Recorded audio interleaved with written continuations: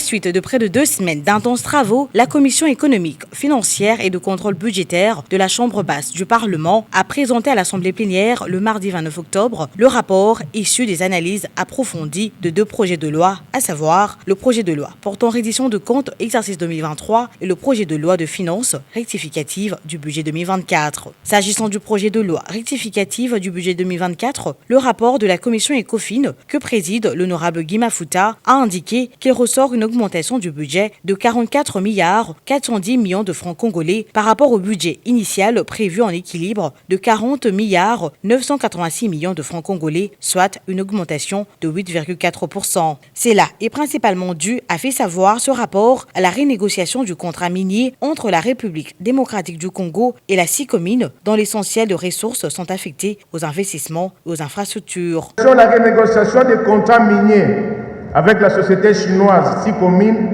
a généré des ressources additionnelles de l'ordre de 300 millions l'an établis et étalés sur 15 ans à côté des appuis budgétaires provenant notamment de l'Agence française de développement de l'ordre de 15 millions ont contraint le gouvernement de la République, se conformant à la loi des finances publiques, à initier la présente loi rectificative sous examen. Les ressources et leur provenance connues, votre commission s'est plus empaisantie sur leurs affectations. Dans le projet sous examen, honorable président et chers collègues, l'essentiel de ces ressources additionnelles sont affectées aux investissements et à l'occurrence aux infrastructures. Les questions liées à l'éducation, la santé, les investissements, l'agriculture et les infrastructures ont elles aussi reçu un regard particulier au cours de ce travaux de l'Ecofin auquel ont pris part le syndicaliste de tous les secteurs du pays sur demande du président de la Chambre basse du Parlement. Les travaux se sont déroulés dans un contexte particulier, sous pression de la grogne sociale de certaines catégories professionnelles de nos compatriotes. Nous avons été approchés par les médecins, les enseignants du cycle primaire et secondaire, les professeurs d'université, les élus communaux, les inspecteurs de travail, les magistrats nouvellement nommés, les députés provinciaux et nos collègues nationaux honoraires. Les recommandations formulées par l'Ecofin tant à l'endroit de l'Assemblée nationale qu'au gouvernement gravitent autour de diligenter des missions de contrôle auprès des agences d'exécution du PDL 145 territoires, ministère des Finances et du Budget. Nécessité de diversifier l'économie nationale pour garantir une répartition inclusive de la richesse nationale. Poursuivre les efforts de pacification à l'Est en vue d'améliorer le climat des affaires et permettre ainsi plus d'investissements pourvoyeurs d'emplois et de richesses. Travailler sérieusement sur l'amélioration des conditions sociales de la population en général et surtout celle des agents et fonctionnaires de l'État en particulier, afin de ramener la paix sociale actuellement mise en mal par des grèves et des tensions partout. En ce qui concerne le rapport du projet de loi portant reddition de comptes 2023, c'est un total de 43 recommandations qui ont été faites à l'endroit de l'exécutif national, témoignant ainsi du travail minutieux et finement réalisé par la commission Ecofin.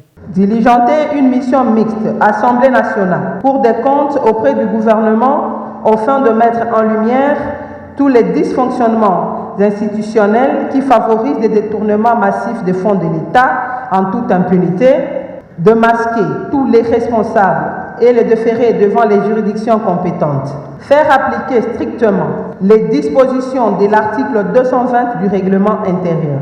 Diligenter une mission d'enquête au ministère des Finances, du Budget, du plan, du développement rural et des ressources hydrauliques pour s'assurer de la destination des fonds alloués tant aux équipements divers qu'aux investissements liés aux constructions, réfections, réhabilitation et addition d'ouvrages publics et édifices. Diligenter une mission d'enquête au niveau de la régie financière dont la DGDA afin de comprendre la raison de la persistance des exonérations dérogatoires. Après ces 2 rapports accueillis avec acclamation, 343 élus nationaux ont voté pour l'adoption de ces 2 projets de loi. 2 ont voté contre. Aucune abstention n'a été manifestée. Par conséquent, l'Assemblée nationale vote ces 2 projets de loi. À la suite de la position de la plénière qui approuve les conclusions des rapports de la commission ECOFIN relatifs à l'examen des deux projets de loi sous examen, nous pouvons considérer que les conclusions de ces deux rapports ont été adoptées, n'est-ce pas? Merci.